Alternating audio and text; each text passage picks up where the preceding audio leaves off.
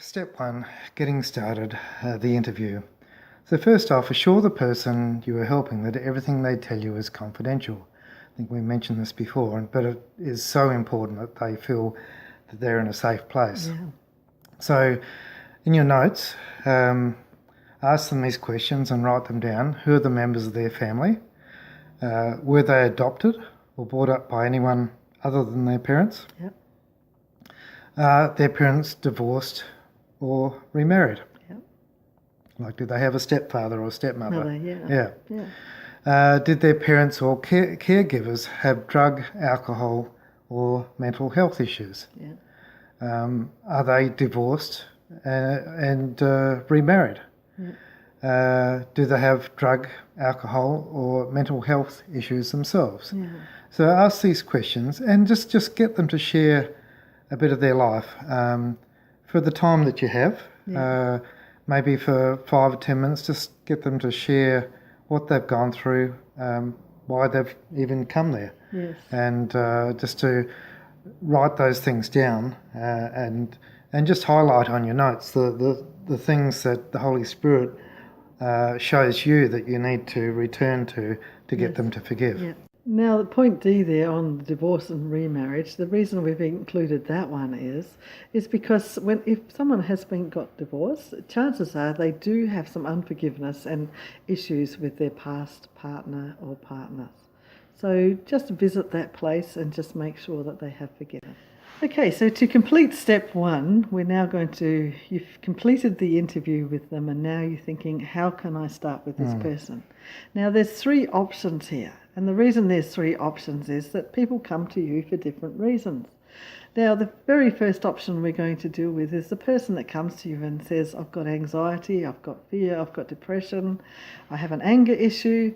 If that is the case, it's the easiest place to start. You don't have to think about that too much. So you just lead them in a prayer. You get them to just pray out loud following you. Jesus, when was the first time in my life that I felt anger? When was the first time in my life I felt anxiety? When was the first time in my life I felt depression? Depending on why they've come.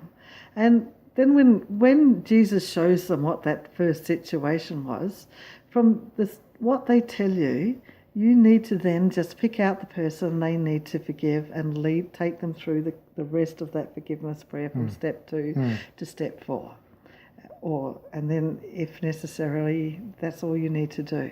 But you will often find when they do that then that will lead on to, so let's say out of that it came that their mother had hurt them and wounded them. Then when they had completed that first bit, then you could get them to say, Jesus, what else do I need to forgive my mother for?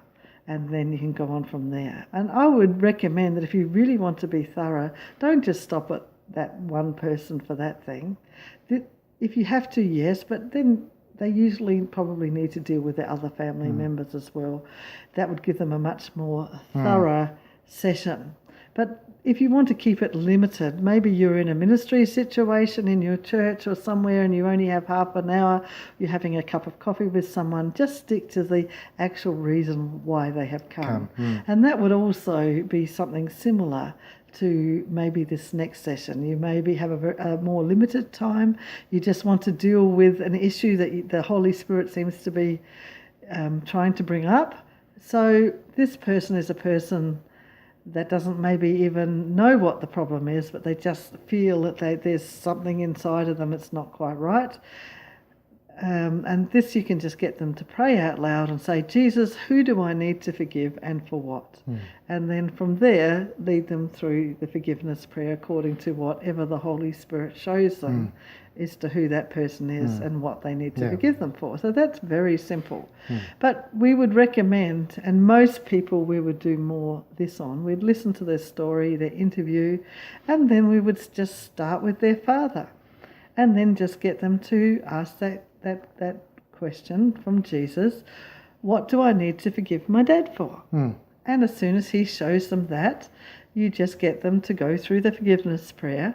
And then when they finish that forgiveness prayer, then you get them to say, Jesus, is there anything else I need to forgive my dad for?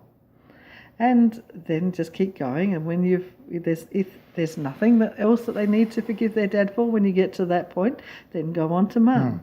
then go on to their siblings, then go on to their husband, go on to themselves. Very important. Get them, always ask them that question if there's anything they need to forgive themselves for, or is there anyone else they need to forgive?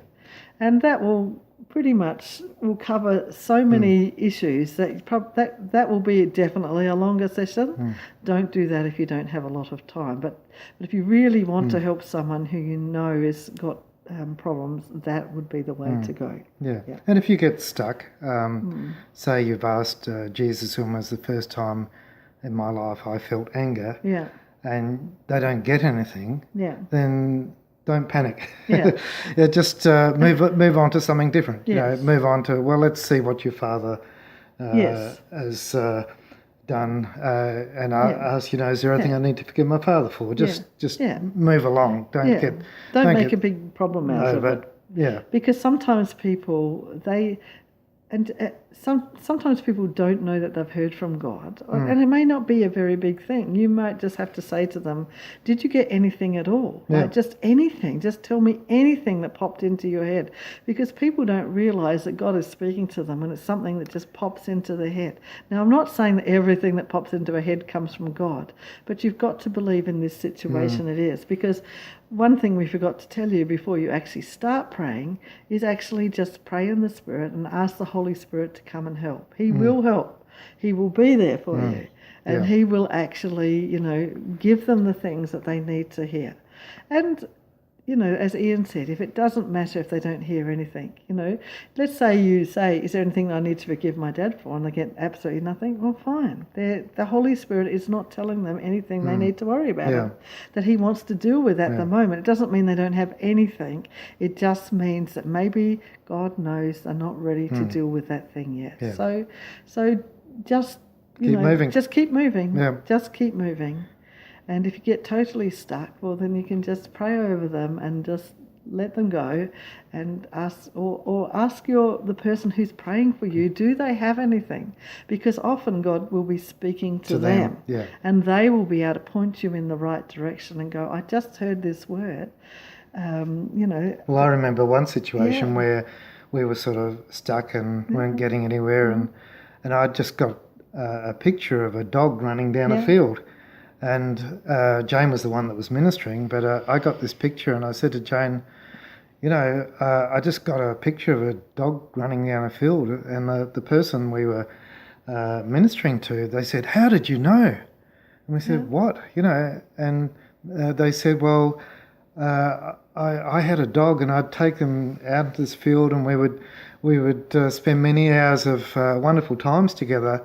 But this dog had died, and this person had blamed themselves for the dog's death. And so then we took them back and led them through forgiving themselves for the death of their dog, and they got free. But you wouldn't expect that to be a normal situation as to why someone was in such depression. So this is why you get someone else to pray with you, because they are the listening ears, and they really can be a invaluable service in this situation. And two people listening to the Holy Spirit is a far better thing than just one.